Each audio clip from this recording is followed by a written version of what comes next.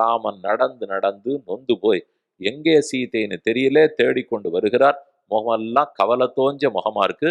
அப்பதான் ஆஞ்சநேயர் அவரை சேவிச்சிருக்கார். இவ்வளவு அழகான திருமேனியை ஏன் ஆபரணங்களால நீ மூடல?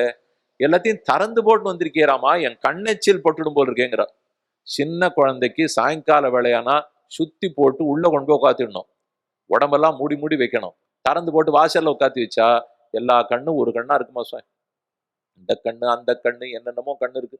என் குழந்தை பேர்ல கண்ணு பட்டுதுன்னா அதுக்கு தான் வெள்ளிக்கிழமையானா சுத்தி போட்டியா, பூசணிக்காய் சுத்தி போட்டியா, எலுமிச்சம்பழம் சுத்தினியா, தொடப்பக்கட்டை சுத்தி போட்டியா, படிக்காரம் சுத்தி போட்டியா, எவ்வளவு வச்சிருக்கா? இதெல்லாம் அப்படியே ஞானத்தின் பால் பட்ட செயலன்னு யோசிச்சு பார்த்து சொல்லுங்க. பிரேமத்தின் பால் பட்டது. இது எதுவும் ஞானியினுடைய வேலையே இல்லை. இது எல்லாமே அன்பு மிகுந்தவனுடைய வேலை. குழந்தைக்கு அம்மாவுக்கு அன்பு. அவள்கிட்ட வந்து நீ இதெல்லாம் சுத்தி போட்டு இருக்கியன்னா, ஒரு குழந்தைக்கு உடம்பு சரியில்லைன்னா யார் எத்த சொன்னாலும் அந்த அம்மா பண்ணி பார்ப்போம். அவ உபனிஷத்து முழுக்க தெரிஞ்சவளாவே இருக்கட்டும், குழந்தைக்கு உடம்பு சரியில்லைன்னா பண்ணுவளா இல்லையா? அப்ப ஞானம் மீதூர்ந்து இருக்காது, பிரேமம் தான் மீதூர்ந்து இருக்கும். ஆழ்வார் பெருமானை பார்த்து பல்லாண்டு பல்லாண்டு பல்லாயிரத்தாண்டு உன் சேவடி செவ்விதிருக்காப்பு நீ நன்னா இருக்கணுங்கிறார். அவர் நன்னா இருக்கணும் நம்மளை பார்த்து சொல்லணுமா? நாம அவரை பார்த்து நன்னா இருக்கணும்னு சொல்லணுமா? நான் யாரு சுவாமி? ஒண்ணும் இல்லை. நான் அவரை சொல்றேன் என்னால் அவர் ஞானத்தின் பால் பேசல, பிரேமத்தின் பால் பேசியிருக்கார். அது கீழ்நிலையை காட்டிலும் உயர்ந்த நிலை. இது ஆழ்வார் பண்றாருன்னா புரியுறது, ஹனுமார் பண்றாருன்னா புரியணும். எதனால நீ ஆபரணங்களால மறைக்கல? ராமா இப்படி வேணா வச்சுக்கிறியா? ஆபரணங்களுக்கு அழகு கொடுக்கும் பெருமாள்னு ஒரு பெருமை.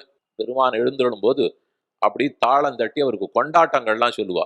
நாம் எல்லாம் ஆபரணங்களாலே அழகு பெறுபவர்கள். பெருமான் ஆபரணங்களுக்கு அழகு கொடுக்கும் அவர். நாம போய் ஆபரணம் வாங்கிட்டோம் எதுக்கு? ஒரு நப்பாசை. சுமாரா இருக்கிறனா கொஞ்சமானு நன்னா தெரிய மாட்டேனா? இந்த நப்பாசையில வாங்கிட்டேன், அதெல்லாம் ஒன்றும் தெரிய மாட்டோம். வீணா செலவழிக்காதீங்க, வாங்குங்க, என்ன வேணுமோ வாங்கிக்கோங்க. அதுக்குன்னு ஆசைப்பட்டு நான் எல்லாம் அழகாயிட போறேன்? அதெல்லாம் அழகாறது ஒருத்தி தான், அழகா இருக்கிறது ஒருத்தர் தான்.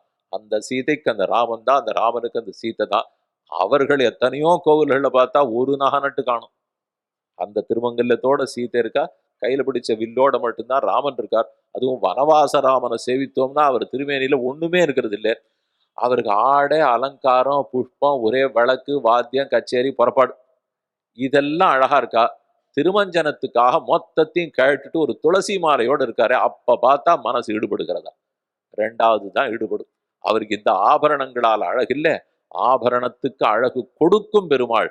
ஆமா, ஒரு 2 ஆபரணத்தை போட்டிருந்தேன்னா அதுகளுக்கு ஒரு பாக்கியம் இருந்திருக்குமே.